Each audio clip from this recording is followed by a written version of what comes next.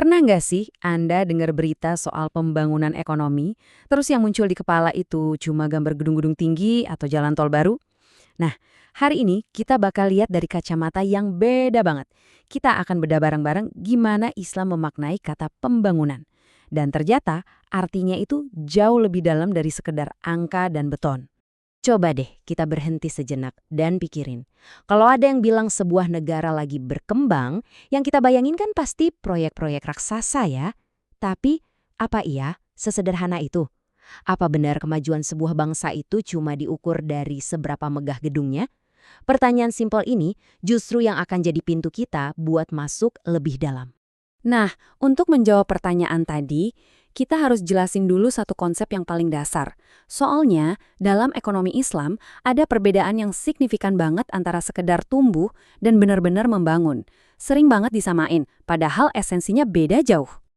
Oke, disinilah bedanya kelihatan jelas. Di sisi kiri, kita punya pertumbuhan ekonomi atau dalam bahasa Arab, an-numu al-iqtisadi. Gampangnya ini tuh kayak ngukur tinggi badan anak. Angkanya naik, PDB-nya nambah, produksinya meningkat. Cuma soal kuantitas. Tapi lihat yang di kanan, pembangunan ekonomi atau at-tanmiyah al-iqtisadiyah. Nah, ini bukan lagi soal tinggi badan, tapi apakah anaknya sehat, cerdas, bisa bersosialisasi dengan baik. Ini proses utuh yang menyangkut kualitas hidup semua orang. Terus, apa aja sih syaratnya biar bisa disebut pembangunan sejati? Pertama, pendapatannya harus naik beneran, bukan cuma di atas kertas yang kegerus inflasi. Pertumbuhannya juga harus lebih kencang dari pertambahan penduduk, biar setiap orang beneran ngerasain kue pembangunannya. Dan yang paling krusial nih, pembangunan itu nggak boleh bikin yang kaya makin kaya, yang miskin makin tertinggal. Justru sebaliknya, tujuannya adalah mengurangi ketimpangan. Standarnya tinggi kan? Nah, standar yang tinggi ini datangnya dari mana? Jelas dari fondasinya yang juga beda. Sekarang kita masuk ke jantung pemikirannya, prinsip kunci dalam ekonomi Islam, yaitu keseimbangan. Bukan sembarang seimbang, tapi harmoni antara apa yang kita kejar di dunia dengan tujuan akhir kita di akhirat. Uniknya tuh di sini, coba bayangin sebuah pohon yang super kokoh. Akarnya, yaitu prinsip-prinsip dari wahyu, itu dalam banget dan gak bakal goyah. Itulah stabilitasnya. Tapi ranting dan daunnya terus tumbuh, berkembang, dan adaptasi sama cuaca dan zaman. Itulah evolusinya. Jadi kokoh di prinsip, tapi super fleksibel dalam penerakannya. Keren ya? Inilah pembeda utamanya. Di banyak sistem lain, ekonomi ya ekonomi, spiritualitas ya urusan pribadi. Dua dunia yang terpisah. Tapi di sini, keduanya itu satu paket. Sistemnya dirancang supaya saat kita sibuk nyari kebutuhan materi, makan, rumah, dan lainnya, jiwa kita juga ikut terisi. Jadi bukan cuma perut yang kenyang, tapi hati juga tenang. Keduanya harus jalan bareng. Ayat ini, wah, ngerangkum ide tadi dengan sempurna banget. Sibuknya kita di pasar, meeting, ngurusin bisnis, itu semua semestinya nggak bikin kita lupa sama tujuan yang lebih besar. Mengingat Tuhan, ibadah, dan peduli sama orang lain lewat zakat. Justru, aktivitas ekonomi itu sendiri bisa jadi ladang ibadah, bukan jadi penghalang. Keseimbangan ini nggak berhenti di situ. Ini juga berlaku buat hubungan antara individu dan masyarakat. Fokusnya ke siapa sih? Nah, biar lebih kebayang, coba kita bandingkan sistem ini dengan dua ideologi besar lainnya.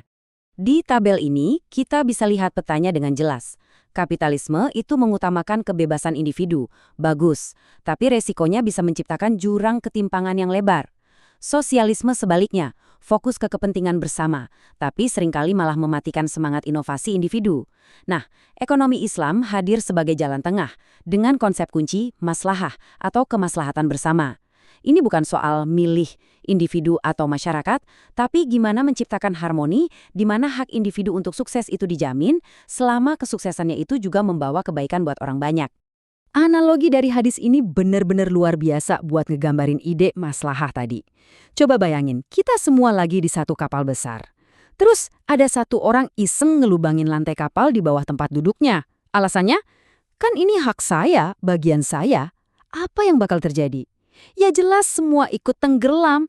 Ini pengingat keras bahwa kebebasan pribadi itu selalu sepaket dengan tanggung jawab buat menjaga kapal kita bersama. Oke, filosofinya kita udah dapat ya. Sekarang pertanyaannya gimana cara mewujudkannya? Nah, ada 4 pilar praktis yang jadi semacam mesin penggerak pembangunan dalam kerangka Islam. Yuk kita lihat satu persatu.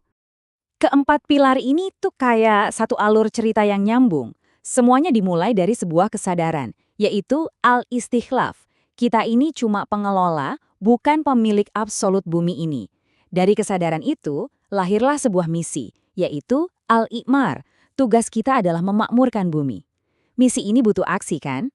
Nah, aksinya adalah al-amal wasa'i, bekerja dan berusaha, yang nilainya ibadah. Dan salah satu contoh paling konkret dari aksi itu adalah ihya al-arth, menghidupkan lahan-lahan mati jadi produktif. Coba kita gali lebih dalam pilar pertama, al-istikhlaf. Ini adalah fondasi dari semuanya. Konsep ini benar-benar ngubah cara kita mandang harta. Bayangin deh, Anda dikasih kunci mobil super mewah, bukan buat jadi hak milik, tapi buat dirawat baik-baik dan dipakai untuk kebaikan. Itulah konsep amanah. Harta yang kita punya itu titipan, jadi tanggung jawab kita bukan buat menumpuknya, tapi mengelolanya dengan adil, bijak, dan gak merusak. Dan konsep al-istikhlaf ini bukan cuma tafsiran ya. Al-Quran secara lugas bilang kalau kita ini dijadikan khalifah atau pengelola di muka bumi.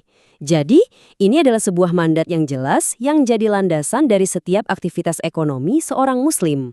Kalau tadi itu dasarnya, hadis yang ini nunjukin betapa pentingnya pilar al-i'mar atau memakmurkan bumi. Coba bayangkan situasinya. Kiamat sudah di depan mata. Langit mungkin udah runtuh. Dan di tangan Anda ada satu bibit kurma. Perintahnya apa? Kalau masih sempat menanamnya sebelum semua berakhir, tanamlah. Ini pesan yang wow, luar biasa kuat.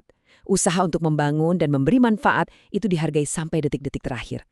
Oke, jadi setelah kita lihat semua prinsip dan pilarnya, gimana gambaran besarnya? Yuk kita coba satukan semua kepingan puzzle ini jadi satu visi yang utuh. Nah, inilah intisarinya. Pembangunan dalam Islam itu bukan cuma proyek ekonomi yang diukur pakai angka. Tujuan akhirnya itu adalah falah. Apa itu falah? Ini adalah sebuah kata dalam bahasa Arab yang artinya luas banget, kemenangan, keberuntungan, kesuksesan yang sejati. Sejahtera di dunia sekaligus bahagia di akhirat. Jadi, setiap upaya kita membangun jembatan, mendirikan sekolah, atau menjalankan bisnis, itu semua adalah bagian dari misi spiritual untuk meraih falah. Sebagai penutup, saya mau tinggalin satu pertanyaan buat kita renungkan sama-sama. Di tengah tantangan zaman sekarang, ketimpangan yang makin lebar, krisis lingkungan, gimana kalau ternyata jawaban yang kita cari-cari itu ada di prinsip-prinsip kuno ini? Tentang amanah, tentang keseimbangan, tentang tanggung jawab kita sebagai satu awak kapal. Mungkin dengan melihat kembali ke akar ini, kita bisa menemukan perspektif baru untuk masa depan. Terima kasih sudah menyimak.